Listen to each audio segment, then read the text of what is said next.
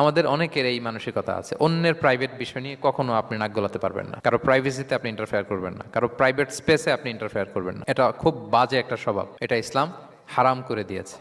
আমাদের অনেকের মধ্যে আছে খুঁটে খুঁটে, ভাই এটা কি ওইটা কি করছেন, সরকারি চাকরি না প্রাইভেট চাকরি, বেতন কত, বয়স কত, ওইটা কত ওইটা কত, হাবি যাবি, এটা তার ইটস নট হিজ বিজনেস। তারপর মানুষ খুঁচিয়ে খুঁচিয়ে নিঃসন্তান দম্পতি আমি দেখেছি, তাদেরকে পেলে অনেকে, ভাই কি সমস্যা, কয় বছর হইল, বাচ্চা নিচ্ছেন না কেন, কবে হবে, কার সমস্যা, আপনার সমস্যা না ভাবির সমস্যা, বেটা তোর কি সমস্যা ওটা বল।